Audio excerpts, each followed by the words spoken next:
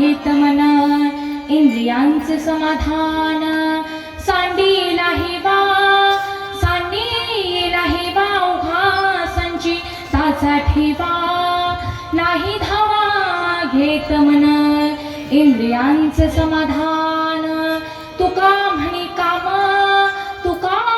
म्हणे काम निरसुनिया घेतो नाम विठ्ठल विठ्ठल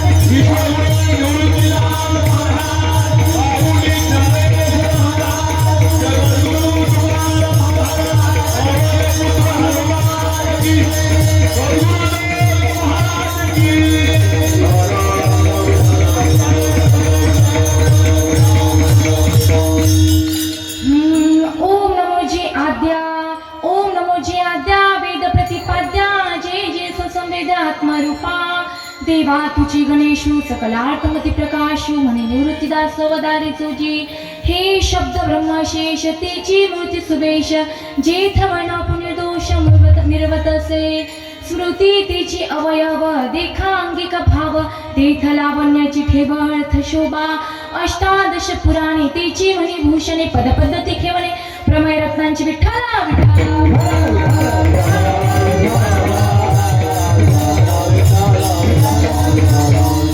कलावज्ञ जीवोधरा धावतारम कलांकांक तेजोदि कामोदि वक्त्रम कलानीश बाधापनुदाढ दीक्षम समाधिस्थ मूर्तिं भजे ज्ञानदेवम अलंकापुरी रम्य सिंहासनस्थं पदाम्भोज तेजस्फुरदिक् प्रदेशं विदिन्द्रादिदेवे सदा स्तूयमानं समाधिस्थ मूर्तिं भजे ज्ञानदेवम नमो ज्ञानेश्वरा नमो ज्ञानेश्वरा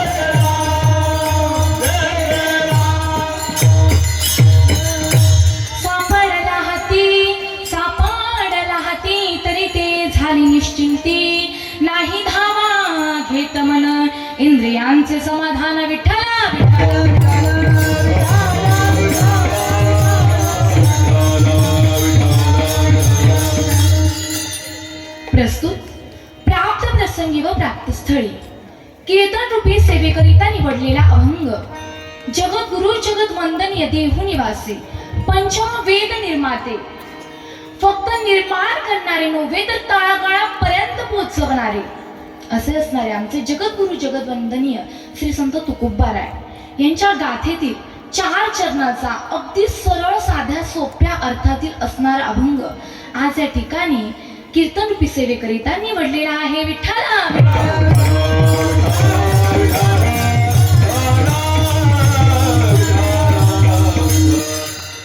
तसंच कीर्तन सुरू करण्यापूर्वी परिहार देणे हे कीर्तनकाराचे आद्य कर्तव्य समजले जाते.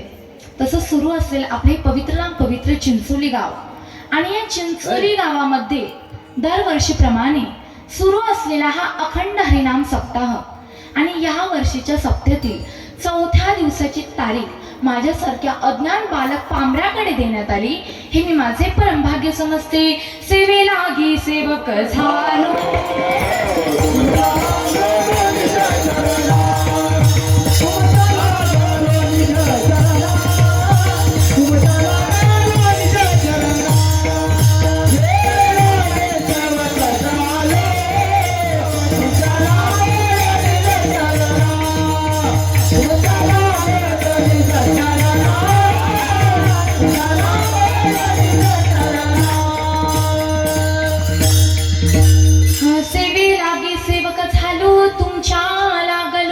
निज चरणा.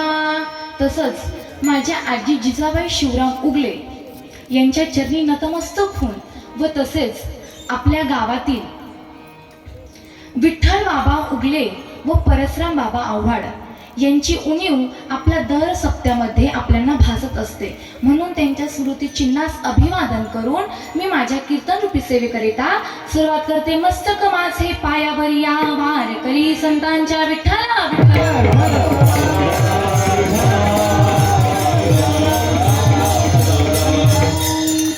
तसंच अभंगाचा सरळ भावार्थ बघायला गेलो तर तुकोबाराय अभंगामध्ये काय सांगतात तर सापडीला हाती तरी ते झाली निश्चिंती, नाही धावा घेत मन इंद्रियांचे समाधान. बघा माय बापांनो, चिंतन लक्ष देऊन ऐका.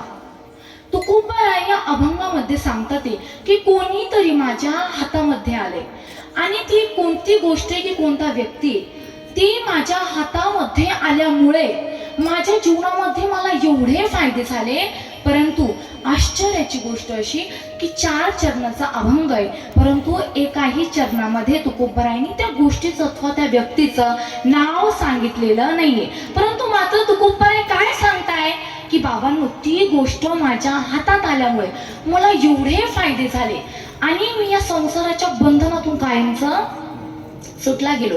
म्हणजे बघ काय सांगतात ते तर सापाडीला हाती तरी ते झाली निश्चिंती.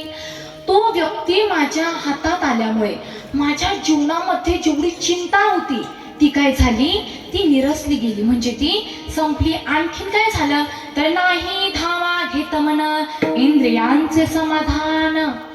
महाराजांचे आपलं मन असतं ना की ते आपल्याला परमार्थामध्ये लागून देत नाहीये. तुकोबाराय म्हणतात असं हे धावणारं मन माझ्या ताब्यामध्ये आलं. आणखीन काय झालं तर महाराज आपली जी इंद्रिय ते इंद्रिय मनुष्याकडे विषयांचे हावभाव करत असतात, परंतु त्या माझ्या इंद्रियांचं सुद्धा काय झालं तर समाधान झालं. म्हणजे ते आता माझ्याकडे विषय हा प्रकार अजिबात मागत नाही. आणखीन काय झालं तर सांडेला हे वावघा संचिताचा ठेवा. सर्वात मुख्य गोष्ट कोणती तर मनुष्याच्या जीवनामध्ये ना महाराज एक प्रकारची हवा असते, हो की नाही, की समजा एखादा व्यक्तीला सरपंच होण्याची इच्छा असते, परंतु तो व्यक्ती सरपंच झाला की त्याला वाटतं का याच्यात मज्जा नाही, आपण आमदार झालं पाहिजे. एकदा आमदार झालं की मज्जा. जेव्हा आमदार होतो तेव्हा त्याला खासदार व्हायची इच्छा होती, खासदार झालं की त्याला पंतप्रधान व्हायची इच्छा होती. म्हणजे मनुष्याची हाव जीवनातली जी इच्छा आहे ना ती वाढत जाते. तुकोबाराय म्हणताय परंतु ही माझ्या जीवनातली हाव आहे ती काय झाली तर संपून गेली. आणखीन एक गोष्ट तर तुका म्हणी काम निरसनिया घेतो नाम. माझ्या जीवनातला काम हा प्रकार निघून गेला महाराज. बघा तुकोबारायांच्या जीवनामध्ये काम हा प्रकार तीळ मात्रही एवढा राहिला नाही. कारण एकदा प्रसंग असा घडला, माझ्या तुकोबरायांच्या घरी काही माता माऊल्या कामाच्या अपेक्षेने आले होते. पण बघा आमचे तुकोबराय हात जोडतात व त्या स्त्रियांना सांगतात, जाई हो तुम्हारे नगरी साया,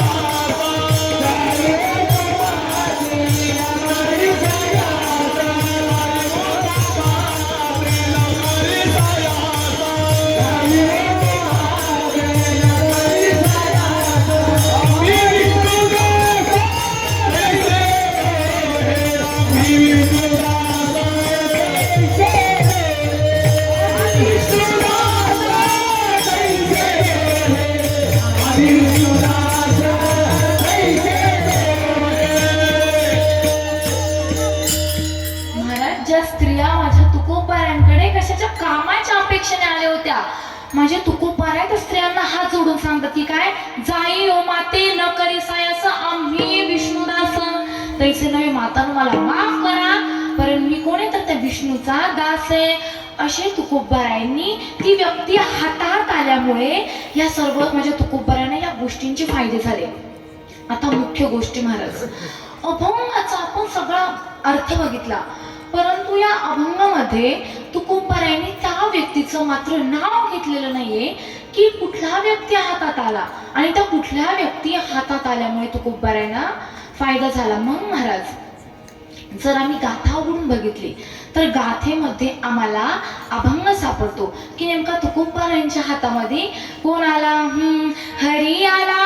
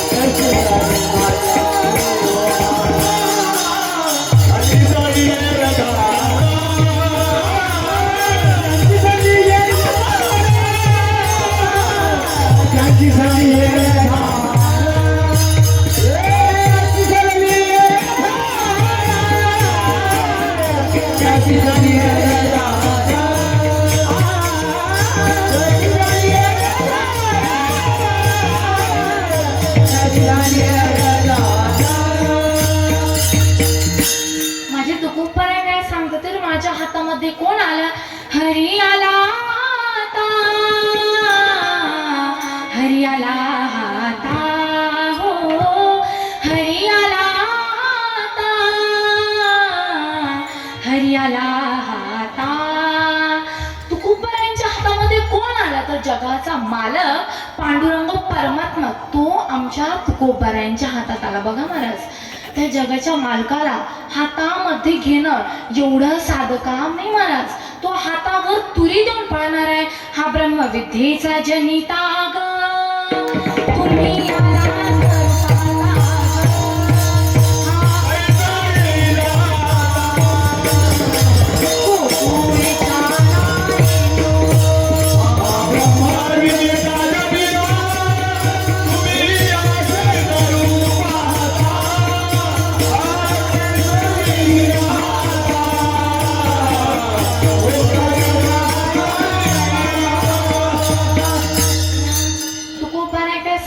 हा ब्रह्मविद्येचा जनिता ग, तुम्ही याला धरू पाहता ग, हा कैसा येईल हाता ग, गोकुळीच्या नारेनो.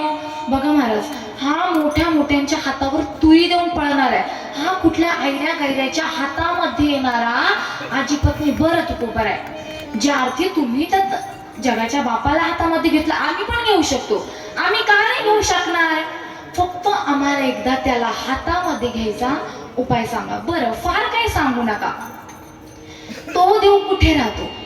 जेव्हा महाराज एका भक्ताने हा प्रश्न देवालाच विचारलं की देवा तुम्ही नेमकं कुठं राहता आम्हाला ते सांगा, की कारण आम्ही योगी मुनी आम्ही वारंवार तुमची वाट बघत असतो, परंतु तुमचा ठिकाणच आम्हाला माहीत नाही, त्याच्यामुळे तुम्ही कुठे राहता ते एकदा आम्हाला सांगा. तेव्हा आमचे देव सांगतात, माऊली ज्ञानोपारायण ज्ञानेश्वरी मध्ये वर्णन करतात, तुम्ही वैकुंठी नसे वेळेक भानु बिंबन दिसे वरयोग्यांचे मानसे उमरडुनी जाय. काय सांगतात ते देव? तर भगवद्गीतेमध्ये सांगतात, नाहं वसामि वैकुंठे योगिनां हृदयेन रहो मद्भक्तायत्र गायन्ति तत्र तिष्ठामि नारदा. देव म्हणता बघा, मी वैकुंठामध्ये राहत नाही, मी योग्यांच्या मनामध्ये राहत नाही. मग कुठे राहतात? पुन्हा मुली तनुपराय सांगतात, तयापाशी पांडवा मी हरपलोगी बसावा जेथ नाम घोष बरावा करीती माझा. माझे भक्त गाती जेथे भारतावी उभा तेथे भारतावी उभा तेथे भारतावी उभा तेथे माझे भक्त गाती जेथे भारतावी उभा तेथे भारतावी उभा तेथे देव काय सांगतात ते? तर मी योग्यांच्या मनामध्ये राहत नाही. बघा महाराज, काही योगी हजारो वर्ष तप करतात महाराज, अंगाची काडी होईपर्यंत तप करतात, तरी परमात्म्याची एक झलक त्यांना स्वप्नात सुद्धा बघायला भेटत नाही. मग मी कुठे राहतो? तुकोबा परमात्मा सांगतात ते, तर मी फक्त ज्या ठिकाणी माझं भजन कीर्तन चालू आहे अशा ठिकाणी मी राहतो. विठ्ठल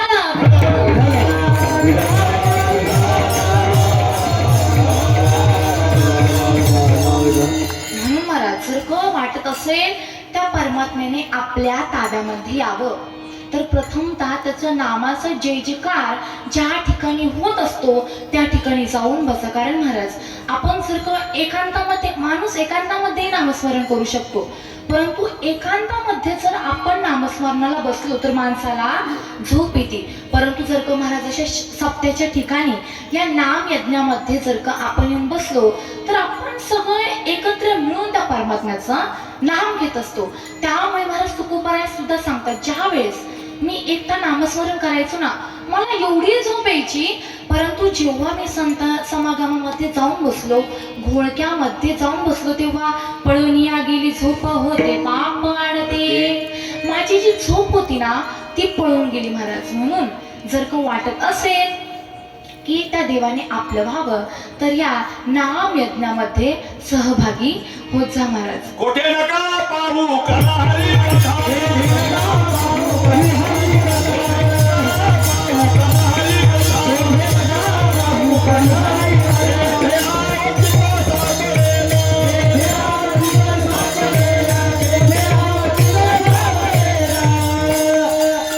बघा महाराज, आता बाकीचे जे घरामध्ये झोपले असेल त्यांचं जाऊ द्या, पण तुम्ही हुशार सज्जन श्रोते या ठिकाणी येऊन बसलाय की नाही, मग महाराज फक्त या नामयज्ञामध्ये या नाम यज्ञ मंडपामध्ये घुसलं, एखादा खांब घेतला आणि हे टेकून बसलो, असं करायचं नाही महाराज, हो की नाही? मला सांगा, या ठिकाणी नाम यज्ञ मंडपामध्ये आल्याच्या नंतर महाराज ही जागा आहे खरी नाम घेण्याची. मला सांगा, जर का आपल्याला कबड्डी खेळायची असेल तर आपल्याला कबड्डीच्या मैदानामध्ये जावं लागेल. जर आपल्याला खो खो खेळायचं असेल तर आपल्याला खो खोच्या मैदानामध्ये जावं लागेल. आता कबड्डी खेळायला खो खोच्या मैदानामध्ये जाऊन जमल का? नाही. खो खो खेळायला कबड्डीच्या मैदानामध्ये जाऊन जमणार नाही. महाराज जी जी गोष्ट ना त्या त्याच ठिकाणी होत असते, हो की नाही? म्हणून तुम्ही, आणि बघा महाराज, हे मी जे काही बोलते खरं तर माझाही एवढा अधिकार नाही की मी इथं वरती उभं राहून तुम्हाला दोन गोष्टी ज्ञानाच्या सांगाव्यात. बघा महाराज, मी जे सांगते ते ज्ञान मला तुमच्याकडूनच भेटलंय, परंतु फक्त मी या ठिकाणी उभी राहून तुम्हाला या ज्ञानाची आठवण करून देते. जसं ज्यावेळेस माऊली ज्ञानोबा आहे ताटी लावून हे आतमध्ये बसले होते महाराज. समाजाने फार अत्याचार केला, अन्याय केला महाराज. माणसामध्ये ना एक सहनशीलता नावाची गोष्ट असते, ती संपली का मग महाराज तळमळ होती जीवाची. आणि महाराज लोकांनी माऊली ज्ञानोबरायांवर कितीतरी अत्याचार केले. आता माऊली ज्ञानोबरायांची महाराज सहनशीलता संपली व ताटी लावून बसले महाराज. आता ताटी लावून बसल्याच्या नंतर मुक्ताबाईंनी बघितलं आणि मुक्ताबाईंनी ताटीच्या अनेक अभंगाद्वारे माऊली ज्ञानोबरायांना उपदेश केला महाराज. आता एवढा माऊली ज्ञानोबराय मुक्ताबाईंनी उपदेश केलेला जेव्हा माऊली ज्ञानोबरायांनी ऐकला महाराज, माऊली ज्ञानोबरायांचे डोळे भरून आले. ताटी उघडली व माऊली ज्ञानोबराय बाहेर आले आणि मुक्ताबाईला विचारलं, का ग मुक्ते, एवढे 7 वर्षाची पण तुला एवढं ज्ञान कोणी दिलं ग? मुक्ताबाई म्हणाली, बघा दादा, हे ज्ञान तुम्हीच मला दिलंय, फक्त मी त्या ज्ञानाची आज तुम्हाला आठवण करून देते. महाराज माझं सांगायचं तात्पर्य, हे जे काही मी या ठिकाणी स्टेजवर उभे राहून बोलते ते मला ज्ञान तुमच्याकडूनच भेटलंय, फक्त त्या ज्ञानाची मी या ठिकाणी उभे राहून तुम्हाला आठवण करून देते. आणि त्यामध्ये महाराज गायला आपलं ज्ञानेश्वर भजनी मंडळ. महाराज बघा तुम्हाला सांगते, ज्ञानेश्वर भजनी मंडळाची एक झलक प्राप्त करून घ्यायला महाराज लोक तरसतात, तडपतात, तरी त्यांना ते भेटत नाही महाराज. कारण ज्ञानेश्वर भजनी मंडळातला एक वारकरी फार कट्टर वारकरी. पण महाराज लोक काय म्हणतात, अरे बावळट येते, त्याला काही कळत नाही. लक्षात घ्या महाराज, वारकरी बावळट नाही, वारकऱ्यांनी अख्खा महाराष्ट्र बावळा करून सोडलाय. त्यामुळे महाराज या ठिकाणचा आनंद घ्या. जर का तुम्हाला विश्वास बसत नसेल ना, मी महाराज तुम्हाला एक उदाहरण सांगते. हे मी काय अजिबात पाठ करून आले नाही अथवा एखाद्या ग्रंथातून वाचून हे मी तुम्हाला सांगत नाहीये, एकदम खरा अनुभव मी तुम्हाला सांगते. आता ज्या ठिकाणी कीर्तन होतं, आता बरेच ठिकाणी कीर्तन झाल्याच्या नंतर जे मागे टाळकरी माळकरी उभे असतात महाराज, ते कीर्तन झाल्याच्या नंतर विचारपूस करायला जवळ येतात. आणि जवळ आल्याच्या नंतर काय म्हणतात, बाई तू कुठली ग, कुठून आली आहे तू? महाराज मग मी सांगते, चिंचोली. कुठली चिंचोली? घाटाखालची शिंदे पळसे बसली. अरे शिंदे पळसे बसले, आपली अशोकाची चिंचोली.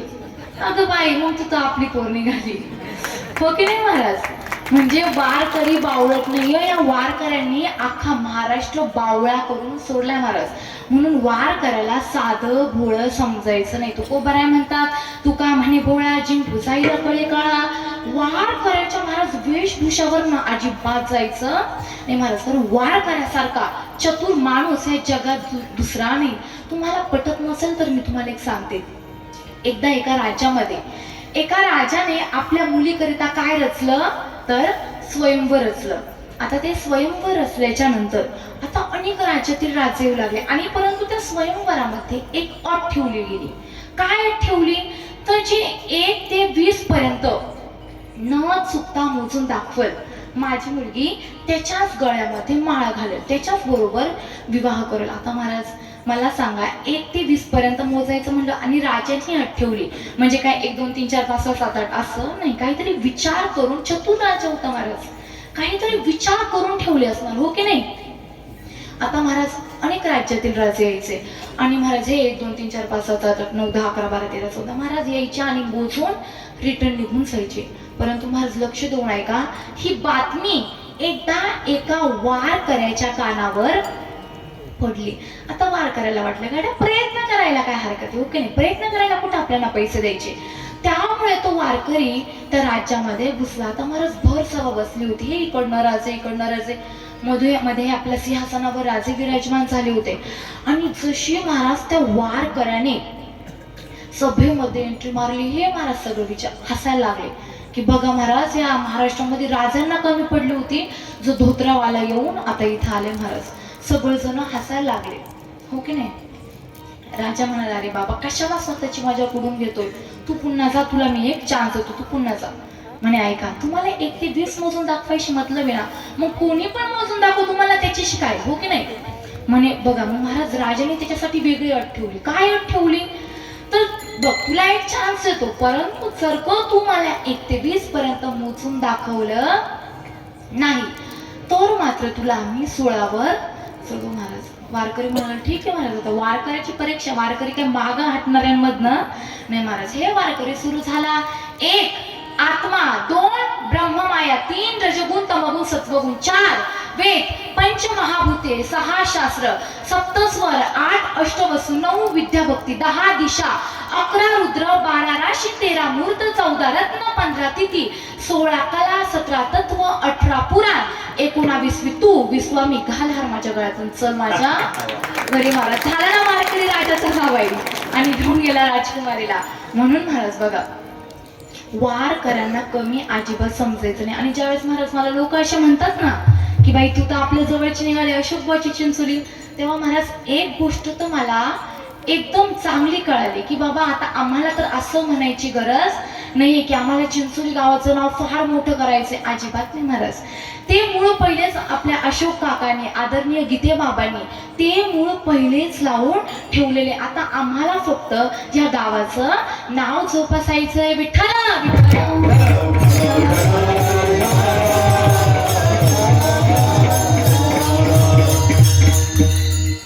म्हणून बघा महाराज वार करायला कमी समजू नका. त्यामुळे होता येईल तेवढं मुखाने नाम घ्या व हाताने टाळी वाजवा. विठ्ठला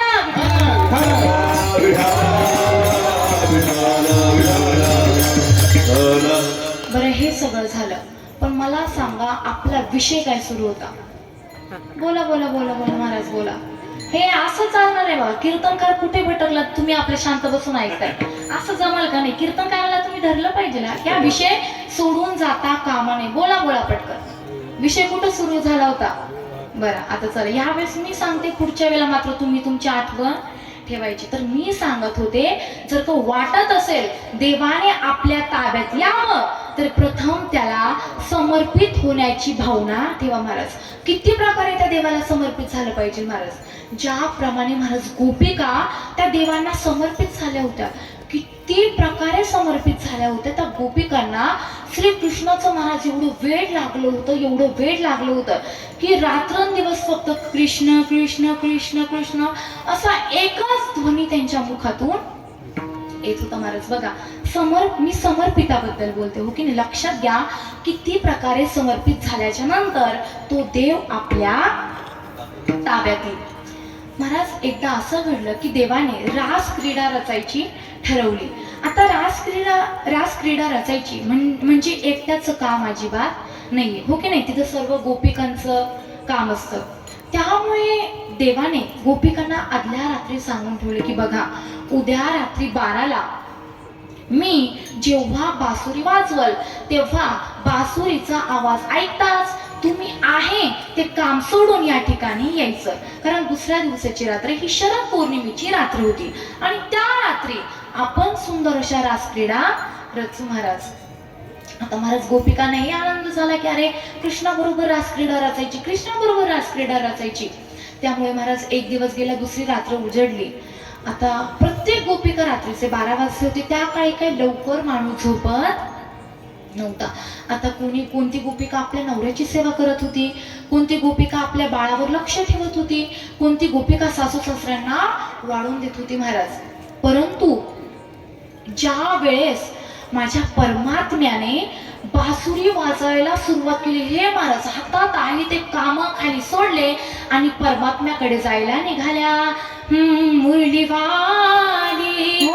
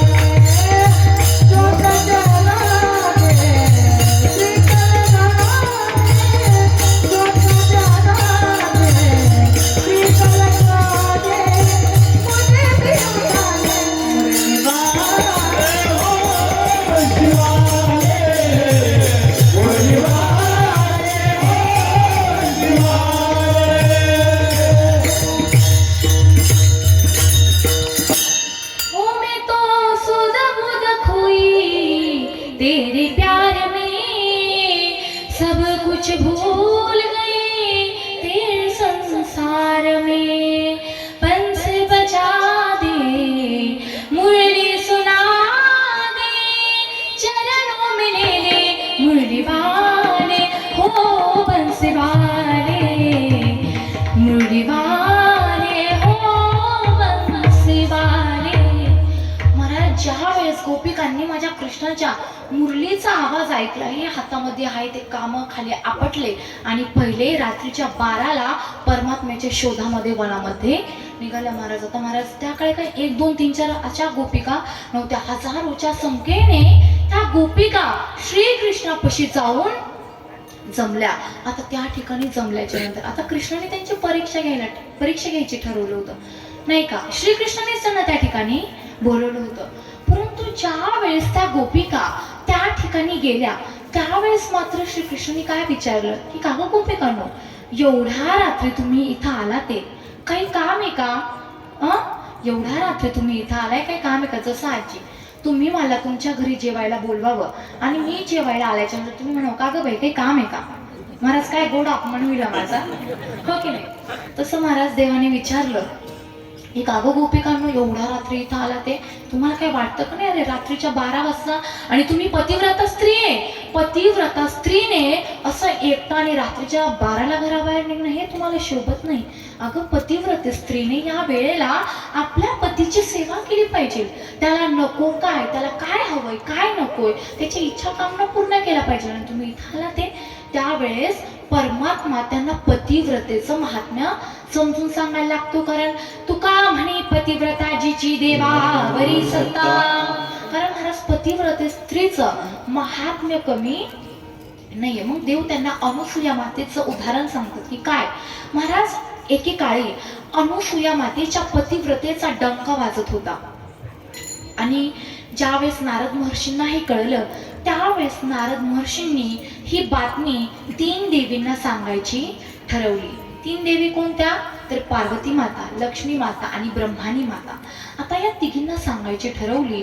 आता ही बातमी सांगण्याकरिता नारद महर्षी कुठे आले तर माता लक्ष्मीकडे गेले व सांगितलं, माता लक्ष्मी सांगा सर्वात मोठी पतिव्रता कोणती? म्हणजे मी सोडून कुठली दुसरी पतिव्रता असते? ओके नाही महाराज, प्रत्येकाला वाटतं प्रत्येक गावामध्ये मी सज्जन असते, मी श्रेष्ठ असते. ती म्हणजे अरे माझी सारखी पतिव्रता सोडून दुसरे असूच नाही शकत. आणि ऐका या प्रमाणात राहू नका. तिथे खाली मृत्यू लोकांमध्ये या अनुसूया मातेच्या पतिव्रतेचा डंका वाजता तुम्ही काय बसून वरती करताय? महाराज आता ज्या वेळेस लक्ष्मी मातेनंतर पार्वती मातेला सांगितलं, पार्वती मातेनंतर ब्रह्मानी माता सांगितलं. आता तिघी चिडल्या, आमच्यापेक्षा श्रेष्ठ पतिव्रता असूच कस काय शक्य दुसरे? म्हणून तिघींनीही त्यांच्या नवऱ्याला म्हणजे महादेव, ब्रह्मदेव आणि श्री विष्णू यांना आज्ञा दिली. काय आज्ञा दिली? की तुम्ही आत्ताच्या आत्ता मृत्यू लोकामध्ये जा आणि त्यांचं पतिव्रता काय करा तर भंग करा.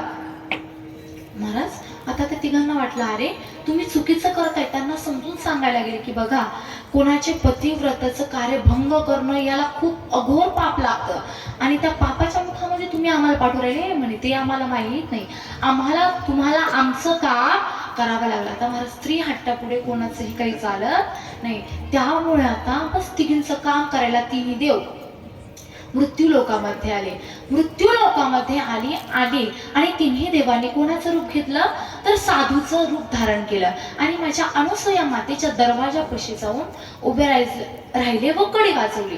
कडी वाजवल्याच्या नंतर अनुसूया माता बाहेर आल्या व देवांनी म्हणजे जे देवांनी साधूचा अवतार घेतला होता त्या साधूंनी आपली झोळी पुढे केली, भिक्षामध्ये भिक्षामध्ये. महाराज असं म्हटल्याच्या नंतर अनुसूया माता घरामध्ये गेले आणि एका वाटीमध्ये गहू तांदूळ असं घेऊन आले. त्यावेळेस महाराज ते 3 साधू म्हणाले की बघा आम्हाला भिक्षा पाहिजे पण ही अशी भिक्षा नकोय, आम्हाला पहिले वचन द्या की आम्ही जे मागू ते तुम्ही द्याल. महाराज आता अनुसूया माता महाराज एवढा विचार कोण करतो? त्यांना वाटलं अरे मागून काय मागतील, पाची पप्पांना मागतील आपण तेवढं तर देऊ शकतो हो की नाही. भुकेलेल्या व्यक्तीला अन्न खाऊ घातलं हे चांगलं कार्य असतं. एवढं तर आपण करू शकतो. वचन दिलं म्हणे मागा, तुम्हाला काय पाहिजे ते मागा. त्यावेळेस महाराज त्या 3 देवरूपी साधूंनी काय सांगितलं, तर तुम्ही ज्या अवस्थेमध्ये जन्माला आल्या होतात त्या अवस्थेमध्ये आम्हाला तुम्ही काय वाढा, तर 56 भोग वाढा. महाराज अनुसूया मातेची थोडी सटकली, का रे तुम्हाला हे मागताना लाज नाही वाटली? त्यावेळेस महाराज 3 देव म्हणले, बघा वचन घेतलंय, आता वचन पूर्ण केल्याच्या नंतर आम्हाला माफ करणं का श्राप देणं हे तुमच्या मोठ्या मनावर निर्भर करतो, हो की नाही महाराज? बोलतात तर कशी 3 देव.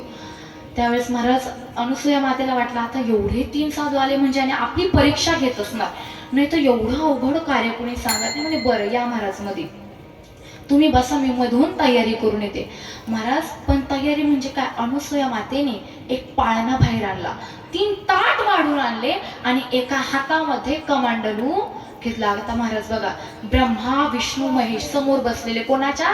साधूच्या रूपामध्ये. आपल्या अनुसूया माता बाहेर आल्या, कमांडलू मधनं पाणी हातामध्ये घेतलं आणि पण केला काय, जर का मी ह्या मृत्यू लोकामधली खरी पतिव्रता असल तर हे 3 साधू आत्ताच्या आता बालक होतील. हे महाराज पतिव्रता नारीचं डोकं महाराज तिन्हीच्या तिन्ही देव काय झाले, तर बालक झाले. हातामध्ये उचललं आणि कुठे टाकलं, तर पाण्यामध्ये टाकलं. आणि माझ्या अनुसूया माता काय म्हणायला लागतात, माता अनुसूयाची ने डाल दिया पालना, माता अनुसूयाची ने डाल दिया पालना, झूल रहे 3 देव बनकर के लालना, झूल रहे 3 देव बनकर के लालना.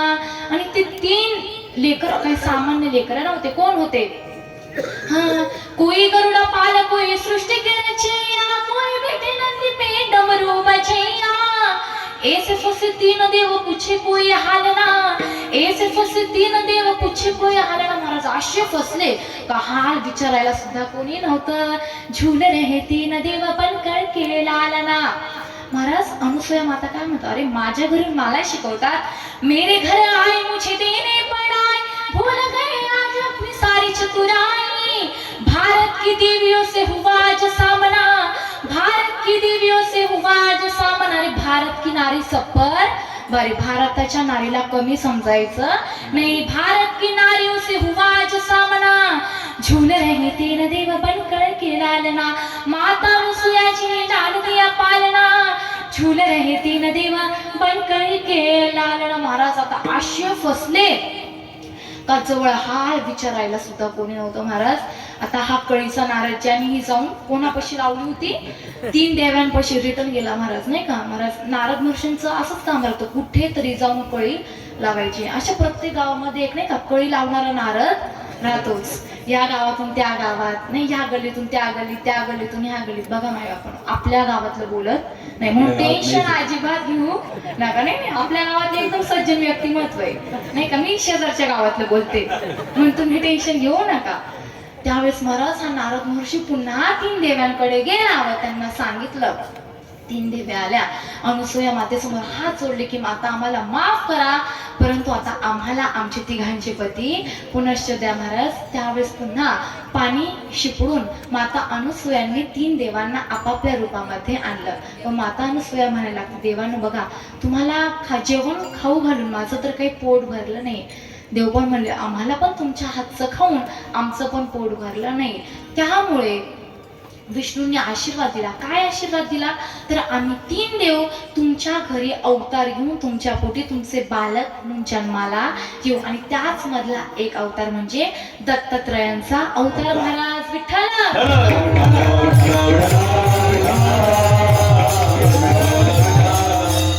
महाराज असं त्या ठिकाणी झालं. आता मला सांगा, ही कथा कोण कोणाला सांगत होतं? श्रीकृष्ण गोपिकांना सांगत होते की बाबा एवढं पतिव्रतेचं महात्म्य आहे आणि तुम्ही खुशाल एवढं सोडून इथे आला, ते हे तुम्हाला शोभत नाही. आता तुम्ही पुनश्च जाऊन तुमच्या पतीची सेवा करा. गोपिका म्हणल्या, देवा थांब, तुझं झालं, आता आमचं ऐक म्हणे बोला. त्यावेळेस महाराज गोपिकांनी देवाला एक उदाहरण दिले की बघ देवा, एका गावामध्ये एक अडाणी स्त्री राहत होती आणि तिच्या पतीला काही कामानिमित्त बाहेर गावी जायचं होतं, परंतु ती पण पतिव्रता स्त्री होती आणि तिचा एक रोजचा नित्यनेम होता. कोणता नित्यनेम, तर ती रोज आपले पती जेवल्याशिवाय जेवत नव्हती. परंतु आता माहीत नव्हतं पती कधी येणार आहे, काय येणार आहे, आणि मला कसं काय कळलं, कारण त्या काळी काय फोन नव्हते. त्यामुळे त्या स्त्रीने आपल्या पतीला शंका केली की बघा, तुम्ही जेवल्याशिवाय मी जेवत नाही, मला आता कसं काय कळलं की तुम्ही कधी जेवले, कधी तुमचं जेवण झालंय. त्यावेळेस महाराज त्यामुळे तिच्या नवऱ्याने काय केलं तर त्याचा एक फोटो तिच्या बायकोला दिला व सांगितलं की काय कर, तू रोज ह्या फोटोला जेव घालत जा आणि तिचं जेवण झाल्याच्या नंतर तू जेवून घेत जा. परंतु ती म्हणाली मला कसं काय कळलं की तुम्ही कुठल्या दिवशी पुनश्च याल. म्हणून त्या नवऱ्याने काय केलं तर एका भिंतीवर 10 रेषा मारून ठेवल्या. 10 रेषा मारून ठेवल्या व म्हणाल्या काय तर रोज सकाळ झाली की एक रेष पुसायची, ज्या वेळेस तू शेवटची रेष पुसशील त्या दिवशी मी इथं येईल. महाराज आता महाराज हे तिने दरवाजा वगैरे लावून घेतला व रोजचं तिचा नित्यनेम. फोटोला जेवण दाखवायचं आणि फोटोचं जेवण झालं की आपण स्वतः त्याचा भोग लावायचा. परंतु झालं असं की नवऱ्याचं काम थोड्या दिवस जे 10व्या दिवशी होणार होतं ते 7व्या दिवशी झालं.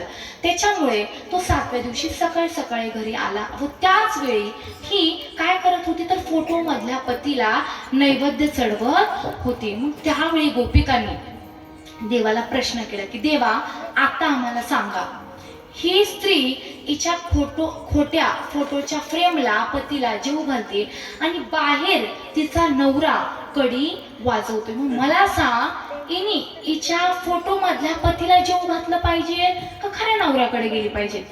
बोला कुठे गेली पाहिजे? खऱ्या नवऱ्याकडे गेली पाहिजे ना, हो की नाही? खरा नवरा आला त्याला घरामध्ये घ्यावं, त्याला जेव घालावं. देवाने सांगितलं की बघा फोटो मधल्या कशाला, आता खरा आलाय तर त्याला घरात घ्यावं, त्याला जेव घालावं. महाराज गोपिकांनी इथं देवाला पकडलं. देवा तसंच आम्हीही तेच केलंय, जो या मृत्यूलोकामधला नाशिवंत फोटो मधला पती ना आमचा घरचा, आम्ही तो नाशिवंत पती तिथं सोडून तुझ्याकडे आलोय. त्याच्यामुळे आता तूच आम्हाला पदरामध्ये घे विठ्ठला.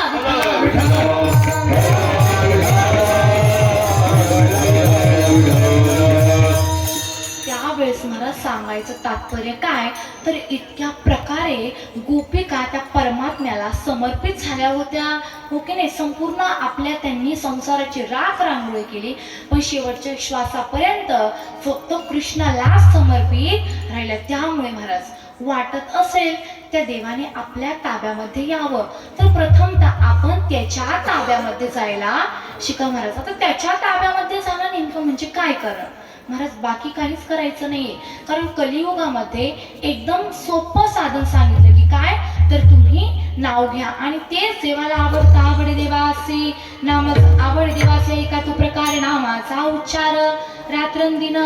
कलियुगामध्ये देवाला काय आवडतं? फक्त आपल्या भक्तांनी त्याचं नाव घेतलेलं आवडतं, अर्थात त्या देवाचा परमार्थ करायचा. पण लक्षात घ्या महाराज, परमार्थ करतानाही त्या देवाला आवडेल असा परमार्थ करावा, नाही तर महाराज आपण मृत्यू लोकातले लोक देवाला आवडेल असा परमार्थ करत नाही. मग कसा करतो तर आपल्या सोयीनुसार करतो, हो की नाही?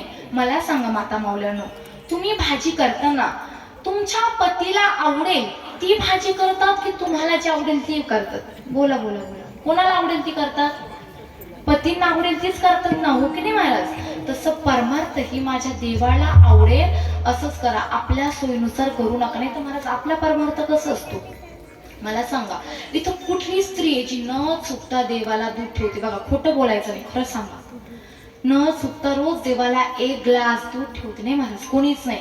परंतु तेच दूध आपण तापायला ठेवलं आणि जर महाराज उतू गेलं तर महाराज काय म्हणतो? हे कृष्णाला, हो की नाही महाराज? म्हणजे आपला परमार्थ आपल्या सोयीनुसार असतो. जर का एखाद्या मंदिरामध्ये नारळ फोडलं आणि जर का ते खौट निघालं तर काय म्हणते? हे पावलं देवाला. परंतु तेच नारळ महाराज फोडल्यानंतर असं कवळं कच निघू द्या बरं महाराज, एवढा ते बिचाऱ्या हनुमंतरायाच्या दाढीत बसल एवढा सुद्धा आपण त्याला तुकडा ठेवत नाही. महाराज सांगण्याचं तात्पर्य परमार्थ ना आपण आपल्याला आवडेल तसा करतो, पण महाराज असा परमार्थ करू नका. मग परमार्थ कसा करतो? भावे गावे गीता सुतके गीता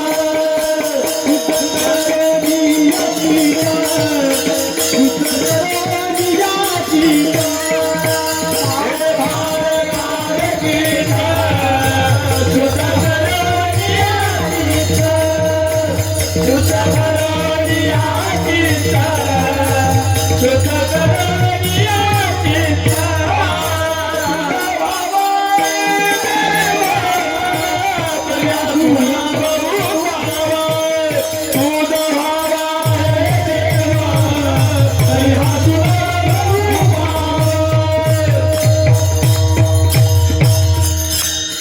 महाराज तुम्हाला जर का बघायचं असेल ना खरी परमार्थाची व्याख्या काय असते तर एकदा महाराज वृंदावनला जाऊन या.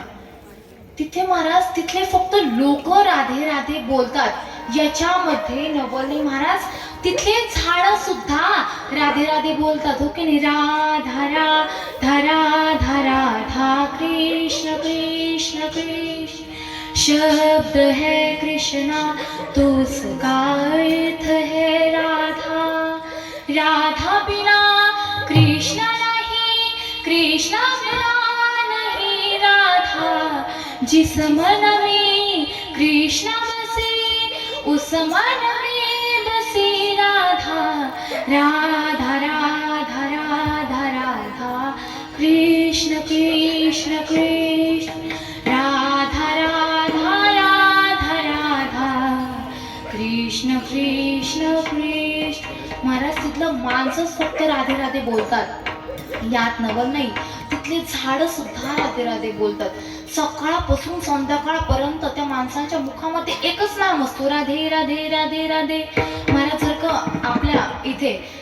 आपण जात असताना आपल्याला एखादी रिक्षा अचानक आडवी गेली तर महाराज आपण पायरीच्या 50 शिव्या देऊन मोकळं होऊन जातो. पण महाराज जर का तिकडे एखादी महाराज अशी रिक्षा आडवी गेली ना तर शिवाने देते राधे राधे राधे राधे राधे एवढंच बोलतात महाराज. म्हणून महाराज एकदा ना भक्ती काय असते ना महाराज हे बघण्यासाठी वृंदावनला जाऊन या. तिथून जाऊन आल्याच्या नंतर खरी आपल्याला भक्तीची व्याख्या भक्तीची पराकाष्ठा आणि समर्पित होणं कशाला म्हणतात हे आपल्याला कळेल. विठ्ठल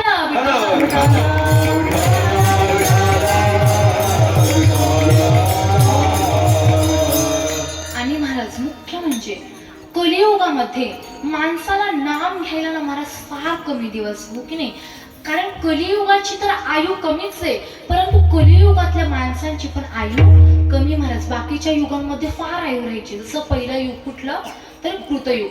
कृतयुगाचे आयुष्य होतं 34,56,000 व माणसांची आयु होती 1,00,000. त्याच्यानंतर येतं त्रेतायुग. त्रेतायुगाची आयु होती 17,28,000 व माणसांची आयु किती होती तर 10,000. तिसरं युग येतं ते म्हणजे द्वापार युग. द्वापार युगाची आयु होती 8,64,000 व माणसांचा आयु होती 1,000. आणि त्याच्यानंतर आलं कलियुग. कलियुगाची आयु महाराज 4,32,000 आहे बरोबर. आणि माणसांची आयु फक्त 100. अल्प आयुष्य मानव देह अल्प आयुष्य मानव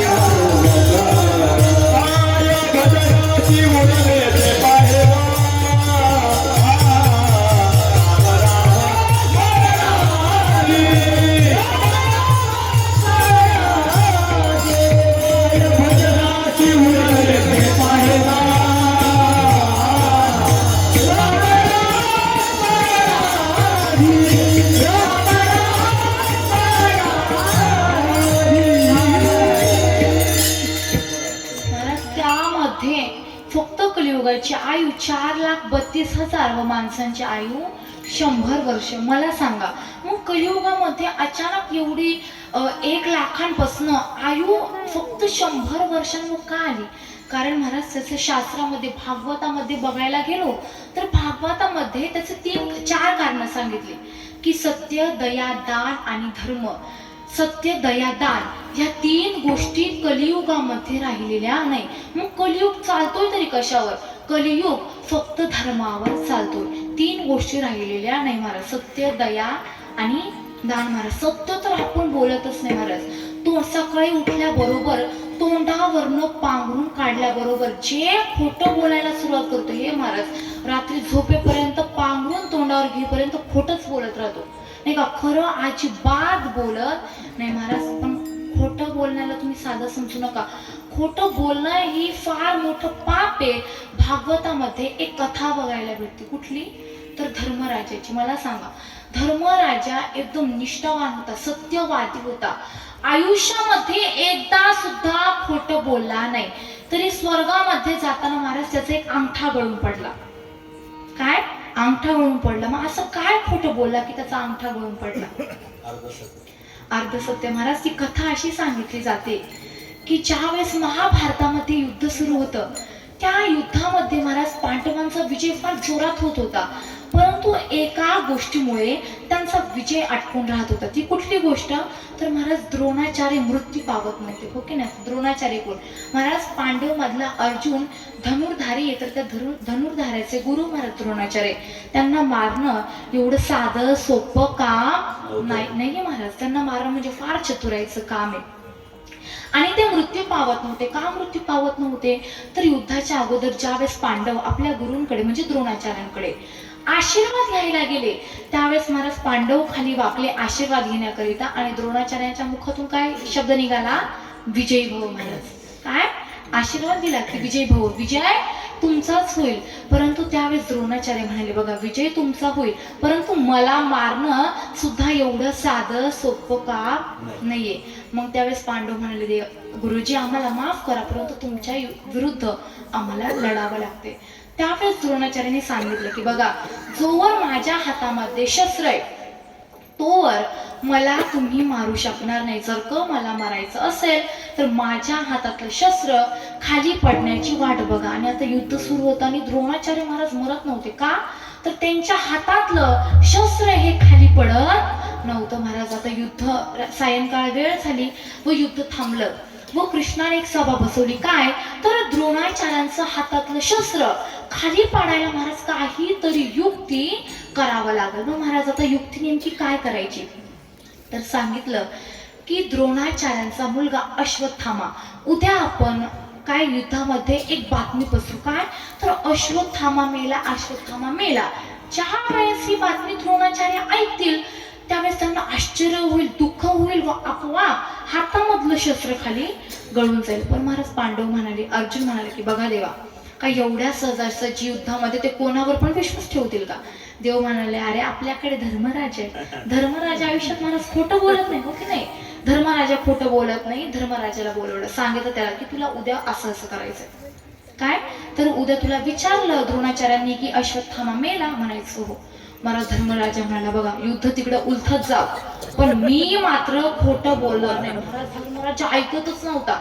बघा मला स्वतःच्या टीम मध्ये, परंतु तरी ऐकत नव्हता. खोटं बोलणार नाही महाराज, एका युद्धासाठी मी खोटं बोलणार नाही. माझ्या सत्यवादी वाणीला मी कलंक लागून घेणार नाही. महाराज करायचं काय? धर्मराजाला सभेमधनं बाहेर काढलं आणि मध्ये युक्ती केली. काय? तर महाराज परमात्म्याने सांगितलं की ज्या वेळेस उद्या युद्ध सुरू होईल, मी महाराज पांडवांकडे एक अश्वत्थामा नावाचा हत्ती होता. उद्या मी तो युद्ध सुरू झाला की हत्ती मारल, अश्वत्थामा नावाचा हत्ती. आणि मग युद्धामध्ये महाराज आपोआप पसरून जाईल की अश्वत्थामा मेला. पण महाराज माणूस मेला की हत्ती मेला हे कोणाला कळणार नाही. आणि ज्या वेळेस द्रोणाचार्य अश्वत्थामाला विचारायला येतील तेव्हा तो सांगेल की हो मेला. मात्र त्याला काय माहिती हत्ती मेला की माणूस मेला. महाराज युक्ती ठरली. दुसरा दिवस उजेडला, युद्ध सुरू झालं. देवाने तिकडं अश्वत्थामा नावाचा हत्ती मारला. आणि आता ही बातमी संपूर्ण युद्धामध्ये पसरली. आता महाराज ज्या वेळेस ही बातमी द्रोणाचार्यांच्या कानावर पडली, महाराज इकडं तिकडं पाहिलं नाही, एकदम पळत पळत कुठे गेले? धर्मराजाकडे गेले. धर्मराजाला विचारलं, धर्मराजा माझा मुलगा अश्वत्थामा मेला का? त्यावेळेस धर्मराजाने काय सांगितलं? अश्वत्थामा हतहा. महाराज धर्मराजा पुढे काही बोलणार तेवढ्यात महाराज देवाने मोठे मोठे वाद्य वाजवायला सुरुवात केली. महाराज आपल्याला वाटतं आपणच लय चतुर आहे, आपल्याला काय वाटतं आपणच लय चतुर आहे, पण लक्षात ठेवा आपला बाप वरती बसलाय. तर चतुरातो शिरोमणी गुण लावण्याची खाणी मुकुटच सगळ्या म्हणी धन्य तुझी. विठोबा महाराज देव कमी चतुर नाही महाराज, परंतु आपण आपल्या चतुराईने देवाची बरोबरी करायला जातो. कशी बरोबरी करतो महाराज? आपण म्हणतो अरे देवाने रुक्मिणीला पळून नेलं, मग आम्ही मुलगी पळून नेली तर काय हरकत आहे? महाराज त्याच्या अगोदर माझ्या कृष्णाने गोवर्धन पर्वत उचलला होता रे. आपल्याकडून 50 किलोची गोणी नीट उचलली जाते, उचलल्या गेलो तर 50 फूट खाली वागतो. हो की नाही? काही लोक देवाची एकदम साधारणपणे बरोबरी करतात. काही लोक म्हणतात महाराज आम्ही दारू पिली नसते. काय? आम्ही दारू पिली नसते, पण महादेव भांग पितात, दारू पितात, त्याच्यामुळे आम्ही पितो. महाराज महादेव तर विष पण पितात, त्या मग विष नाही महाराज, नाही पिणार ना, हो की नाही? मग बरोबरी करायची तर पूर्णपणे करायची महाराज, नाही तर बरोबरी करायची नाही महाराज. हा आपला विषय सुरू होता. धर्मराजा बोलला अश्वत्थामा हतः, पण पुढे काही बोलणार तेवढं देवाने वाद्य वाजवायला सुरुवात केली. परंतु अश्वत्थामा पुढे बोलला होता. अश्वत्थामा धर्मराजा पुढे काय बोलला होता? तर अश्वत्थामा हतः पर नरोवा अथ कुंजरोवा. मला माहिती अश्वत्थामा मेला याचा अर्थ काय, परंतु अश्वत्थामा नावाचा हत्ती मेला का तुमचा मुलगा मेला हे मला माहिती. मग मला सांगा, खोटं बोलला होता का? नाही मला चूक नव्हती. मग चूक देवाची होती की त्याने वाद्य वाजवले तरी स्वर्गात जाताना पायाचा अंगठा गळून पडला. आता बोला आपलं काय? आपल्या डोक्यावरचा एक केस तरी वरती जात असेल का महाराज? विचार करा, आपण सगळं गळून पडत असेल. म्हणजे मला सांगायचं तात्पर्य, कलियुगामध्ये माणसाची आयु का कमी झाली? तर कलियुगामध्ये व्यक्ती सत्य बोलत नाही महाराज. सत्य, दया, दान. महाराज माणसामध्ये दया राहिली नाही आणि दान देणारे कमी झाले व घेणारेच जास्त झाले. फक्त कलियुग एकाच गोष्टीमुळे तरलेला आहे, तो म्हणजे धर्म महाराज. आणि धर्म म्हणजे काय? तर आपले प्रत्येक गावागावामध्ये सप्ते होतात, कीर्तन होतात, त्यामुळे महाराज हा कलियुग टिकलेला आहे महाराज. परंतु आजकाल आपण त्याच्यामध्येही नाही का उल्लंघन करायला लागलोय. कीर्तन आपण फक्त नारदाच्या गादीचा आपण मजाक बनवून ठेवलोय, हो की नाही? या नारदाच्या गादीवर आपण महाराज कथा सांगायच्या राहतात, आपल्या देवाचं गुणगान गायचं राहतं. परंतु आताही तेही फार कमी प्रमाणामध्ये केलं जातं. परंतु तरीही धर्म ही गोष्ट उरलेली आहे. आता महाराज धर्म म्हणजे काय? तर पंचकर्मामध्ये 4 आश्रम सांगितलेले आणि त्या 4 आश्रमामध्ये माणसाचे धर्म सांगितलेले. आता 4 आश्रम कोणते? तर ब्रह्मचारी आश्रम, गृहस्थी आश्रम, वानप्रस्थी आश्रम व संन्यास आश्रम. पहिला आश्रम म्हणजे कुठला? तर ब्रह्मचारी आश्रम. ब्रह्मचारी आश्रमाचं कर्तव्य काय? तर प्रथमे नाजिता विद्या, द्वितीय नाजिता धनम, तृतीय नाजिता पुण्यम, चतुर्थम किम करिष्यति. ब्रह्मचारी आश्रमाचं कर्तव्य काय? तर महाराज त्याने 1 ते 25 वयापर्यंत विद्या ग्रहण करावी, म्हणजे अभ्यास करावा. आणि अभ्यास करतानाही त्याचे काही नियम सांगितले. काय? तर काकदृष्ट भक ध्यानम, श्वान निद्रा तथैव च, अल्पहारी ब्रह्मचारी विद्यार्थी पंचलक्षणम. महाराज बघा, शिक्षण अवस्थेमध्ये ब्रह्मचार्याचे विद्यार्थ्याचे 5 काय सांगितलेले? तर गुण सांगितलेले की हे त्याने पाळायचं. काय? तर काकदृष्ट बक ध्यानम. विद्यार्थी अवस्थेमध्ये विद्यार्थ्याची नजर कावळ्यासारखी तीक्ष्ण असावी, हो की नाही महाराज? कावळ्याच्या दोन्ही डोळ्यांमध्ये एकच गुगुळ फिरत असतं, परंतु ते फार तीक्ष्ण असतं. काकदृष्ट बक ध्यानम, श्वान निद्रा तथैव च. त्याची झोप कुत्र्यासारखी असावी महाराज, झोप एकदम कमी असावी. तिसरी गोष्ट, त्याचं ध्यान बगळ्यासारखं असावं. चौथी गोष्ट, त्याची झोप कमी असावी. व 5वी गोष्ट, अल्पहार त्याने एकदम मर्यादित घ्यावा. रात्री अर्धी भाकर व सकाळी अर्धी भाकर, याच्यापेक्षा त्याने जास्त काही ग्रहण करू नये. हे विद्यार्थ्याचे धर्म सांगितलेले. दुसरा आश्रम येतो म्हणजे गृहस्थी आश्रम. गृहस्थी आश्रमाचा धर्म काय? तर महाराज कोणी आपल्या घरामध्ये आल्याच्या नंतर त्याला पाणी पाजणं, त्याच्यासाठी स्वयंपाक करणं, हो की नाही? सर्वामुखी द्यावे अन्न, द्रव्य पात्र विचारून. महाराज मला तर असं कधी कधी वाटतं, हे गायनाचार्य न होता महाराज कीर्तनकार झाले असते तर महाराज कसं झालं असतं, हो की नाही महाराज? 7 आपल्याला कीर्तन ठेवायची गरजच नसती पडली. 7 दिवस भागवत कथा, हो की नाही महाराज? कामच झालं. म्हणून महाराज दुसरा आश्रम सांगितलाय ते म्हणजे गृहस्थ आश्रम. की काय? तर गृहस्थाचा धर्म काय? की कोणी आपल्या घरी आल्याच्या नंतर त्यांना बिनमुखी पुनश्च पाठवू नाहीये आल्यानंतर. आणि जर का कोणी अचानक सांगून येत असेल तर किमान त्याला बसायला टाकणं, त्याला पाणी देणं, हा आपला धर्म आहे. तिसरा म्हणजे वानप्रस्थी धर्म. वानप्रस्थी धर्मामध्ये काय सांगितलंय?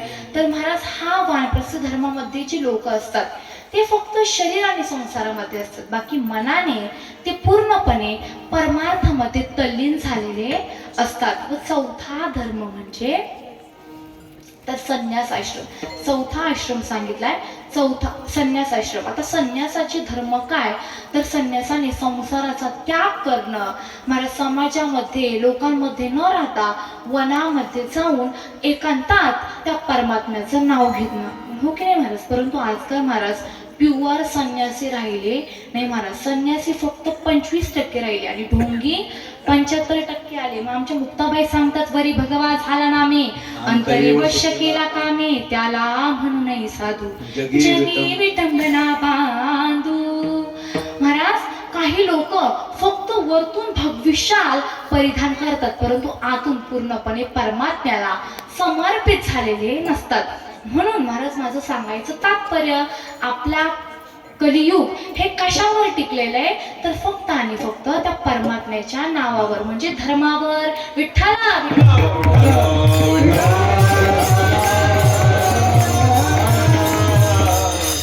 म्हणून महाराज या ठिकाणामध्ये आल्याच्या नंतर आपलं जर का धर्म टिकून आपल्याला ठेवायचं असेल तर त्या परमात्म्याचं नाव घेणं महाराज. एक हिंदीमधनं सुंदर आमचे गुरुजी भजन म्हणायचे, कोणतं, तर किशोरी कुछ ऐसा इंतजाम हो जाए, जुबां पे राधा राधा राधा नाम हो जाए, जुबां पे राधा राधा राधा नाम हो जाए, किशोरी कुछ ऐसा इंतजाम हो जाए, किशोरी कुछ ऐसा इंतजाम हो जाए.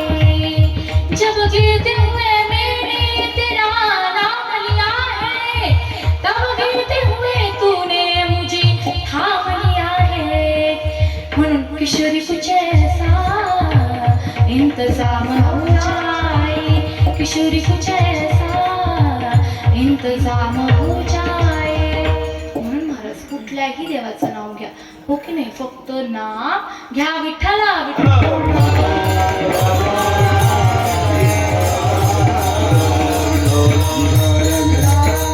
खरी भक्ती कोणी केली तुम्हाला सांगू का, खरी भक्ती माझ्या कैकई मातेने केली. खरी भक्ती माझ्या कैकई मातेने केली. तुम्ही म्हणाला रे हिच्या डोक्यात पाणी झालंय, हो की नाही, का उभी राहिली म्हणून काय पण बोलते की कैकई मातेने खरी भक्ती केली. महाराज कैकई मातेसारखं रामाचं भजन करणार, रात्रंदिवस महाराज एकच करायची, श्रीराम राम जय जय राम, श्रीराम राम जय जय राम, श्रीराम राम जय जय राम, श्रीराम राम जय जय राम, श्रीराम राम जय जय राम, श्रीराम राम जय जय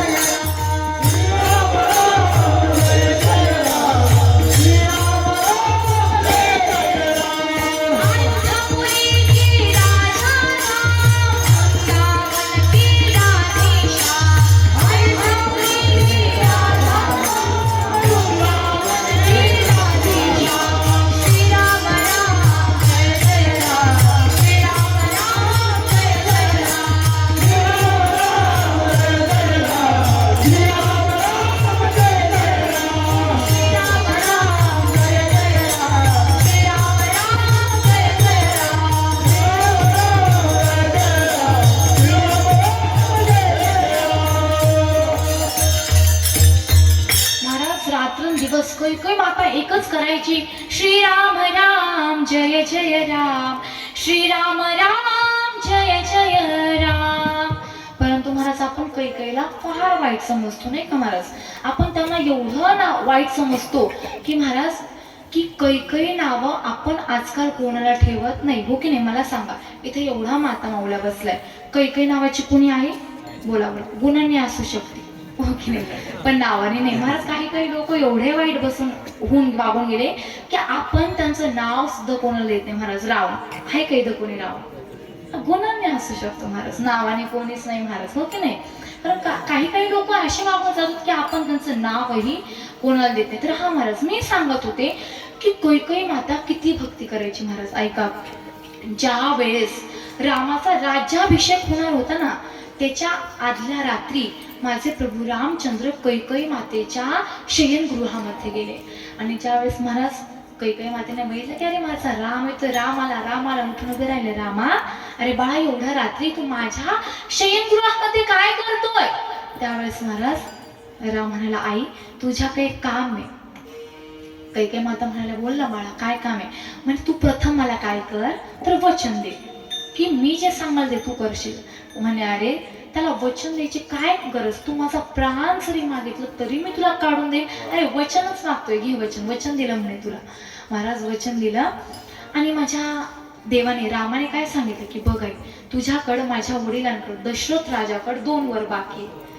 तर तू काय कर, तुला जास्त काय नाही करायचं. मला माहिती आहे हे जर का तू वर माझ्या बापाकडे मागितलं तर तुला लोकांचे नको नको शब्द टोमणे ऐकावे लागतील, बोलणे ऐकावे लागतील. अगं कोणी तुझ्याकडे चांगल्या नजरेने बघणार नाही, परंतु आई माझ्यासाठी हे कर. त्यावेळेस महाराज प्रभू रामचंद्र काय म्हणाले, आई तुझे माझ्या वडिलांकडे 2 वर बाकी आहे, मग तू काय कर, एका वराने भरताला गादी आणि एका वराने मला काय करा तर वनवास माग. महाराज माझ्या कैकेयी मातेच्या डोळ्यातून घळघळ अश्रू आले. प्रभू रामचंद्र म्हणाले, आई अगं मला माहिती तुझा अपमान होईल, हे बोलून तुला ऐकून तुला रडू येते. अरे आई म्हणाली, कैकेयी माता म्हणाली, अरे रामा, अपमानाची काय गोष्ट करतो रे? अपमानाची काय गोष्ट करतो? मेरे रोने से तुझको जो आए हंसी, मैं रो रो के तुमको हसाया करूं हो. अरे अपमानाची काय गोष्ट करतो? मी रडल्याने तुला, मी माझा अपमान झाल्याने मी रडल्याने तुला आनंद होत असेल ना, तर एका जन्माचा नाही 7 जन्माचा अपमान सहन करायला महाराज मी तयार आहे. एवढी भक्ती, एवढी एकनिष्ठता माझ्या कैकेयी मातेकडे रामाबद्दल होती महाराज. म्हणून भक्ती करायची असेल तर महाराज माझ्या कैकेयी मातेसारखी करा. आणि ते महाराज रामाची बघा, आपल्याला ना भक्ती करायचा कंटाळा येतो. का कंटाळा येतो? की आपल्याला वाटतं अरे कोण एवढं मोठं नाम घेत बसेल, हो की नाही महाराज? बघा तुम्हाला सांगते, सर्वात पहिले ना या मृत्यू लोकामध्ये 16 अक्षरी मंत्र आला, हो की नाही? कुठला? 16 अक्षरी. श्री कृष्ण गोविंद हरे मुरारी, ए नाथ नारायण वासुदेवा, श्री कृष्ण गोविंद हरे मुरारी, ए नाथ नारायण वासुदेवा, ए नाथ नारायण वासुदेवा, ए नाथ नारायण वासुदेवा, ए नाथ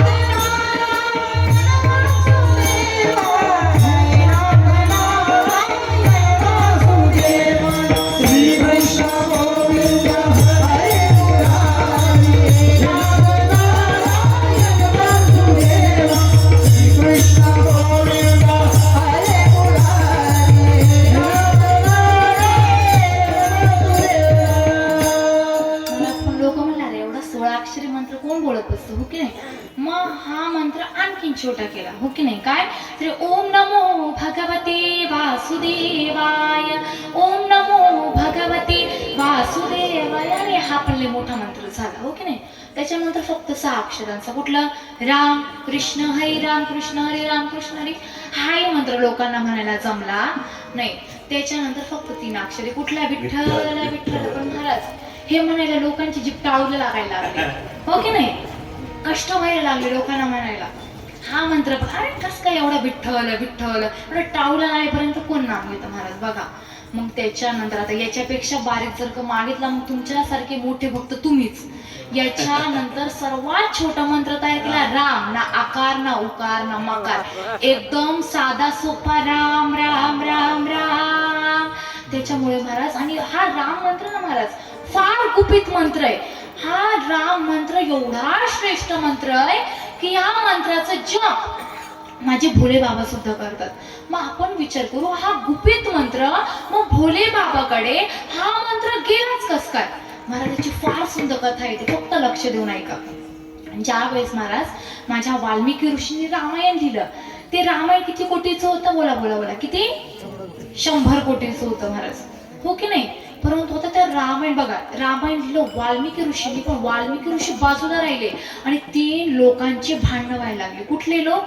तर मृत्यू लोकातील माणसं, पाताळातील साप आणि स्वर्गातील देव. महाराज भांडण एवढं वाढलं की हे भांडण डायरेक्ट वरती कैलाश पर्वतावर माझ्या महादेवाकडे पोहोचलं. महाराज एवढे भांडण आता महाराज महादेव म्हणाले बघा शांत बसा आणि मला सांगा तुमचा वाद कशावर नाही. त्यावेळेस महाराज लोक काय सांगायला लागले की बघा वाल्मिकी ऋषींनी रामायण लिहिले, परंतु आता हे रामायण घेणार कोण, रामायण घेणार कोण. पाताळातले साप भांडायला लागले कशावरनं की बघा हे रामायण तर आमचंच झालं पाहिजे. का आमचं झालं पाहिजे? अरे जेव्हा प्रभू रामचंद्र वनवासाला चालले होते अख्खी अयोध्या नगरी सोडवायला आली कुठपर्यंत, नदीपर्यंत. बाकी महाराज बाकी सगळे निघून गेले, परंतु आमचा लक्ष्मण प्रभू रामचंद्रांबरोबर वनवासामध्ये गेला आणि एवढा वर्षांचा वनवास काढला. त्याच्यामुळे हे रामायण फक्त पाताळातल्या सापांनाच भेटलं पाहिजे. मृत्यू लोकातले माणसं म्हणाले गप्प बसा आता खूप बोलू नका, आता आमचं आहे का काय. तर तुमच्या देवानी जो अवतार घेतला होता ना तो मनुष्य रूपात घेतला होता. जर का मनुष्य रूपामध्ये अवतार घेतला नसता तर त्यांचं कार्य पूर्ण झालं नसतं. म्हणून हे रामायण फक्त कोणाचं, तर मृत्यू लोकातल्या माणसांचं. महाराज तेवढेच स्वर्गाचे देव भडकले, अरे गप बसा रे, ज्यांनी अवतार घेतला होता तो देव अवतार होता. जर का देवच नसतं तर खाप तुमच्या मृत्यू लोकांमध्ये अवतार घेतलं असतं का. हे रामायण फक्त आम्हालाच भेटलं पाहिजे महाराज. आता महादेवाने ठरवलं होता हा वाद महाराज सोडवायला हवा. मग आता काय केलंय, काय करायची, काय युक्ती करायची, तर 100 कोटीचं रामायण 3 लोकांमध्ये वाटून द्यायचं. आता महाराज बघा वाटायचं. आता 100 कोटीमध्ये कशी भाग करायची बघा महाराज. मला तर गणित काही येत नाही, म्हणजे मला शाळेत काही येत नाही, त्याच्यामुळे मी कीर्तन करायला लागले, हो की नाही. मला शाळेतलं काहीच येत नाही, त्याच्यामुळे महाराज देवाने मला रे आडाने डोकं शाळेत चालणार नाही, याला आपण आपल्या मंदिराकडे घेऊ. त्याच्यामुळे महाराज मी या गादी उभी राहिले.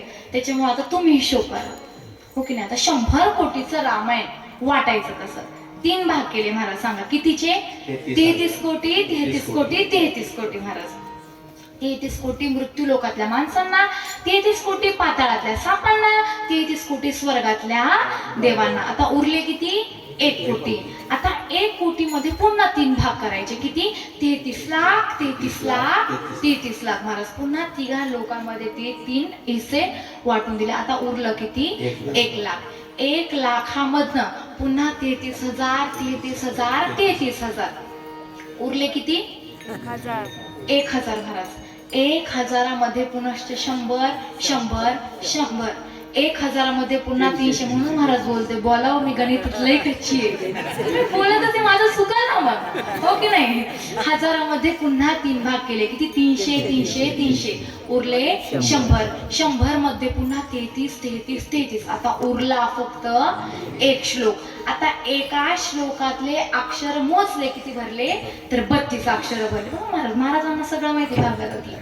महाराज 32 अक्षर भरले. आता पुन्हा 10, 10, 10. आता उरले फक्त 2 अक्षर. आता वाटा बरं 2 वाटा. एक वाटतात 3 लोकांमध्ये 2 वाटतात अजिबात नाही महाराज. त्यामुळे महादेव म्हणाले बघा मी तुमचा एवढा मोठा हा वाद विवाद सोडवलाय, त्याच्याबद्दल मलाही काहीतरी भेटलं पाहिजे. म्हणून ते 2 अक्षर माझ्या महादेवांनी कोणाकडे, तर स्वतःकडे ठेवून घेतले. भजन करी महादेवा,